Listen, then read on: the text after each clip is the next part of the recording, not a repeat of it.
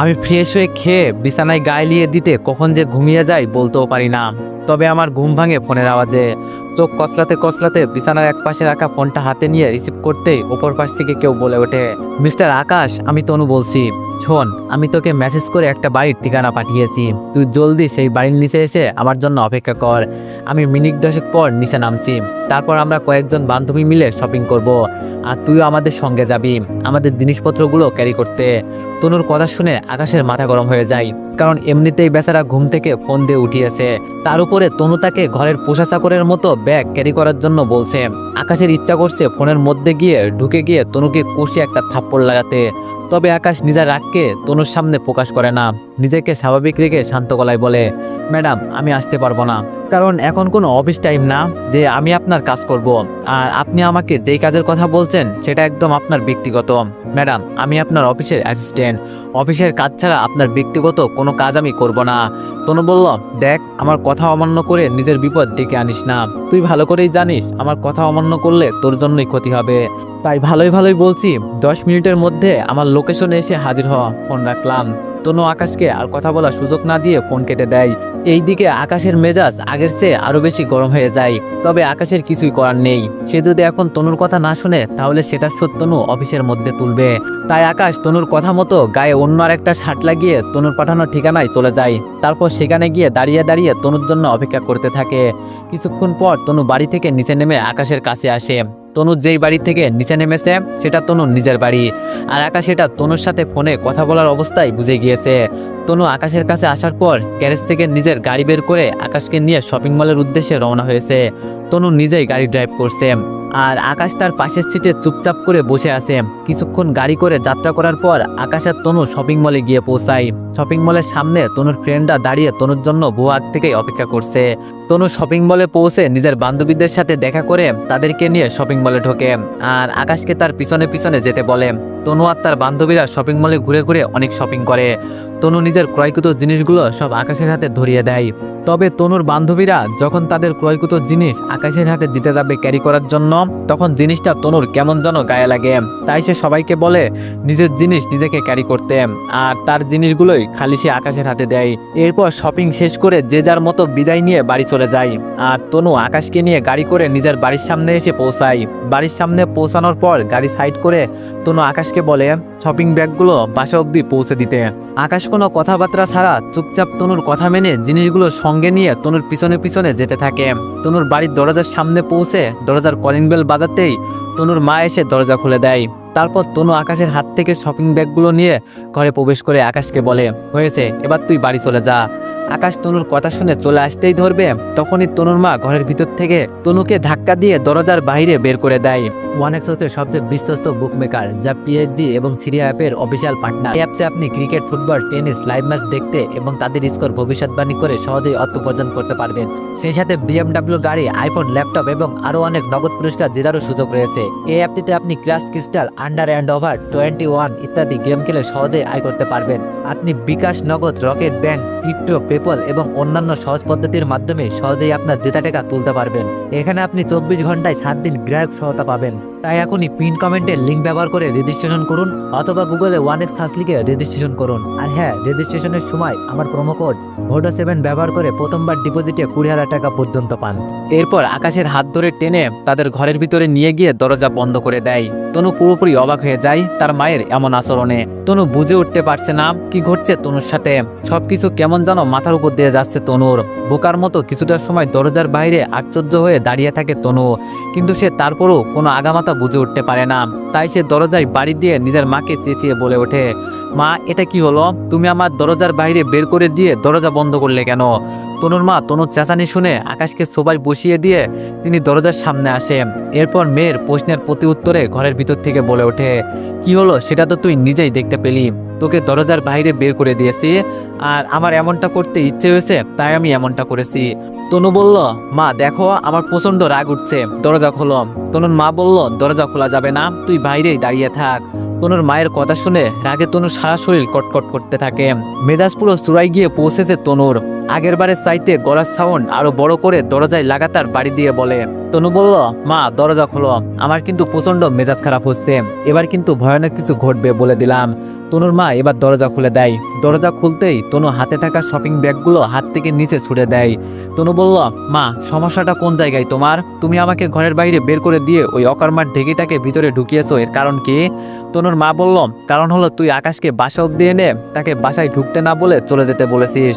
তনু বলল, তো কি করব, তার কাজ শেষ তাই আমি তাকে চলে যেতে বলেছি। কিন্তু তুমি তো দেখছি তাকে জামাই আদর করে ঘরে ঢুকিয়েছো, মনে হচ্ছে জানো সে তোমার বাড়ির জামাই। তনুর মা বলল, তোর যেটা করণীয় সেটা তুই করিসনি, তাই তোকে বের করে দিয়ে আকাশকে টেনে ঘরে ঢুকিয়েছি। আর তুই ঠিক কথাই বলেছিস, সে আমার বাড়ির জামাই, তাই তাকে জামাই আদর করে টেনে ঘরে ঢুকিয়েছি। আজ সকালে তুই তাকে এগ্রিমেন্ট বা কন্ট্রাক্ট পেপারে সাইন করিয়ে বিয়ে করেছিস, কিন্তু তুই সেটা যেই কারণেই করিস না কেন, সে আগামী 3 বছরের জন্য আমার বাড়ির জামাই আর আমি তার শাশুড়ি, তাই আমারও কিছু দায়িত্ব কর্তব্য আছে। মেয়ের জামাই ঘরে আসলে তার সমাদর করা, সেজন্য আমি সেটাই করেছি। তনু বলল, মা আকাশের বিষয়টা নিয়ে কিন্তু এবার একটু বেশি অতিরিক্ত হয়ে যাচ্ছে। তনুর মা বলল, অতিরিক্ত আমি নয়, তুই করেছিস। একটা মানুষ বাসা অব্দি আসলে তাকে বাসার ভিতরে ঢুকতে বলাটা ভদ্রতা, কিন্তু তুই ভদ্রতা তো দেখাসিনি, বরং তাকে চলে যেতে বলে উল্টো আরো অপমান করেছিস। তনু বলল, মা আমি তাকে বাসায় আসতে বলিনি, সেটা তোমার কাছে অপমান করা বলে মনে হয়েছে, কিন্তু সে গত 5 বছর আগে আমাকে আমার বান্ধবীদের সামনে থাপ্পড় মেরে সত্যিকার অর্থে অপমান করেছিল, সেটা কি তোমার কাছে কিছুই না? তনুর মা বলল, তনু যেটা গত 5 বছর আগে চলে গেছে সেটা চলে গেছে, অযথা 5 বছর আগের বিষয় নিয়ে 5 বছর পর রেষারেষি করার কোনো মানেই নেই। আর তাছাড়া তুই যেমনটা করেছিস তার সাথে, সেটা তার পরিবার কোনোদিনও তোর সাথে বা আমার সাথে করেনি। আমরা যতবার তাদের বাসায় গিয়েছি তারা বরাবরের মতোই আমাদের খাতির যত্ন করেছে। তবে হ্যাঁ, তোর বাবার খারাপ সময়ে হয়তো তারা এগিয়ে আসেনি, আর সেটার জন্য হতে পারে তাদের অন্য কোনো কারণ ছিল, কিন্তু তারা কখনোই আমাদেরকে এভাবে অপমান করেননি। তবে তুই আকাশকে ডিরেক্ট অপমান করেছিস, যেটা তোর মোটেও উচিত হয়নি। তনু বলল, মা কোনটা উচিত আর কোনটা অনুচিত সেটা আমি ভালো করেই বুঝি, তোমার আমাকে নতুন করে এইসব শেখাতে হবে না। আর তোমার যেহেতু তাকে নিয়ে এত আধিক্যতা, তাহলে তুমি করো, আমি আর এই বিষয় নিয়ে মাথা খাওয়াবো না, তবে তাকে আমি সময় মতো সবকিছু বুঝাবো। তনুর মা বলল, তোর যা ইচ্ছা তুই তাই করিস, এবার বক বক না করে ব্যাগগুলো উঠিয়ে নিজের রুমে যা। তনু আর কোনো কথা না বলে রাগে ফসফস করতে করতে শপিং ব্যাগগুলো ফ্লোর থেকে উঠিয়ে নিজের রুমে চলে যায়। তনু চলে যাওয়ার পর তনুর মা আকাশকে বলে, বাবা কেমন আছো তুমি? আমি বললাম, আলহামদুলিল্লাহ আন্টি, আপনি কেমন আছেন? তনুর মা বলল, এই তো বাবা আমিও আলহামদুলিল্লাহ। আচ্ছা বাবা, তোমার মাথায় চোট লেগেছে কিভাবে? আমি বললাম, আসলে আন্টি আজ বিকালে অফিস শেষ করে বাসায় যাওয়ার পথে গাড়িতে ওঠার সময় গাড়ি থেকে একটু বাড়ি খেয়েছি। তনুর মা বলল, ইস রে, বেশি লেগেছে কি বাবা? আমি বললাম, না আন্টি বেশি লাগেনি, সামান্য একটু লেগেছে। তনুর মা বলল, কি যে করো তোমরা, একটু সাবধানে চলতে পারো না? আমি বললাম, আসলে আন্টি। তনুর মা বলল, আচ্ছা হয়েছে আর বলতে হবে না, তবে আগামী থেকে একটু সাবধানে চলাফেরা করো। আমি বললাম, জি আন্টি। তনুর মা বলল, আচ্ছা বাবা তুমি আবার একটু বসো, রাত তো অনেক হয়েছে, আমি টেবিলে খাবার লাগাচ্ছি, তারপর আমাদের সাথে একসাথে খাওয়া দাওয়া করে বাড়ি যেও। আমি বললাম, না আন্টি আমার খাওয়া সম্ভব না, তনু এমনিতেই আমার উপরে বেশ রেগে আছে, সে যদি খাবার খেতে এসে আমাকে দেখতে পাই তখন সে আবারও রাগারাগি করবে। তনুর মা বলল, আহারে আকাশ, ছাড়ো তো তনুর কথা, ওর কথা চিন্তা করে লাভ নেই, দিন দিন মানুষের জ্ঞান বুদ্ধি বৃদ্ধি পায়, আর তনুরটা দিন দিন কমছে খালি, তুমিও চিন্তা করো না, আমি খাবার রেডি করছি, তারপর আমাদের সাথে খাওয়া দাওয়া করে পরে বাসায় যেও। আমি বললাম, না আন্টি প্লিজ এমনটা করবেন না, আসলে তনুকে নিয়ে তেমন কোনো সমস্যা না, সমস্যা হচ্ছে আমার বাসায় মা একা, ছোট বোন আফিয়া বাড়িতে নেই, আফিয়া ছোট খালার বাড়িতে কয়েকদিনের জন্য বেড়াতে গিয়েছে, আমার যেতে হবে আন্টি, না হয় মা আমার অপেক্ষায় না খেয়ে বসে থাকবে। তনুর মা বলল, আকাশ কোনো মতে কি আজ আমার সাথে খাওয়া যায় না? আমি বললাম, আন্টি আজ সম্ভব না, পরে কখনো খাবো। তনুর মা বলল, আচ্ছা ঠিক আছে, আর জোর করলাম না, তবে পরের বার আসলে কিন্তু না খেয়ে যেতে পারবে না বলে দিলাম। আমি বললাম, আচ্ছা আন্টি, পরের বার অবশ্যই খাওয়া দাওয়া করে যাব, এবার তাহলে আমি যাই। তনুর মা বলল, ঠিক আছে। আকাশ তনুর মায়ের থেকে বিদায় নিয়ে বাসা থেকে বেরিয়ে পড়ে, এরপরে একটা রিক্সা করে নিয়ে বাসায় চলে আসে। আকাশ এত রাত করে বাড়ি ফেরায় আকাশের মা আকাশকে প্রশ্ন করে, কি রে বাবা আজ এত দেরি করলি যে, কখনো তো তুই 9টার পর বাড়ির বাইরে থাকিস না? আমি বললাম, আসলে মা একটা কাজের জন্য তনুদের বাসায় যেতে হয়েছে, কিন্তু তনুর মা আমাকে আটকে রেখেছিল রাতের খাওয়া দাওয়া করার জন্য, তাই এত দেরি হয়েছে। মা বলল, ও আচ্ছা, আর তুই তাহলে তনুদের বাসা থেকে খেয়ে এসেছিস? আমি বললাম, না মা খাইনি, তনুর মা অনেকবার খাওয়ার জন্য জোর করেছিল, কিন্তু আমি কোনো মতে বুঝিয়ে সুঝিয়ে চলে এসেছি, কারণ একে তো তুমি বাসায় একা, তার উপরে তনুর কথা তো তুমি জানোই, আমি কাজ শেষ করে তনুর বাসার দরজা থেকে চলে আসতে ধরছিলাম, তবে তনুর মা আমায় জোর করে বাসার ভিতরে নিয়ে গিয়েছে, যেটা নিয়ে তনু একটু রাগ হয়েছে। তাই আমি ওদের বাড়িতে আর খাওয়া দাওয়া করিনি। মা বলল, বেশ ভালোই করেছিস।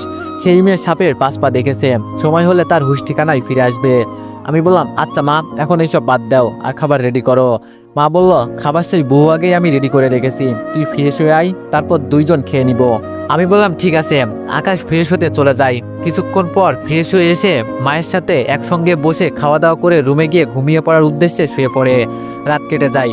পরের দিন সকাল 8টার দিকে আকাশ ঘুম থেকে উঠে যায়। ঘুম থেকে উঠে হাত মুখ ধুয়ে নাস্তা পানি শেষ করে 9টার কিছু সময় পরে বাসা থেকে অফিসের উদ্দেশ্যে বেরিয়ে পড়ে। 20 মিনিট পর 9টা 40-এর দিকে আকাশ অফিসে গিয়ে পৌঁছায়। অফিসে পৌঁছেই দেখে অফিসের কর্মচারীরা ধীরে ধীরে আসতে শুরু করেছে। আকাশ অফিসে ঢুকে পড়ে। অফিসের ভিতরে ঢোকার পর ম্যানেজারের সাথে আকাশের দেখা হয়। ম্যানেজার আজ একটু আগে এসে পড়েছে। ম্যানেজারের সাথে আকাশের দেখা হওয়ার পর ম্যানেজার আকাশকে সঙ্গে করে নিয়ে গিয়ে আকাশকে তার বসার স্থান দেখায়। এরপর আকাশকে বলে, এটাই হচ্ছে তোমার বসার জায়গা, তুমি এখানে বসেই নিজের কাজকর্ম করবে। আর সেই সঙ্গে খেয়াল রাখবে ম্যাডাম বেল বাজাচ্ছে কিনা। তুমি গতকাল হয়তো দেখছো ম্যাডামের টেবিলের উপরে ঘন্টার মতো কিছু একটা আছে, যেটা বাজালেই মনে করবে ম্যাডাম তোমাকে ডাকছে। আমি বললাম, আচ্ছা।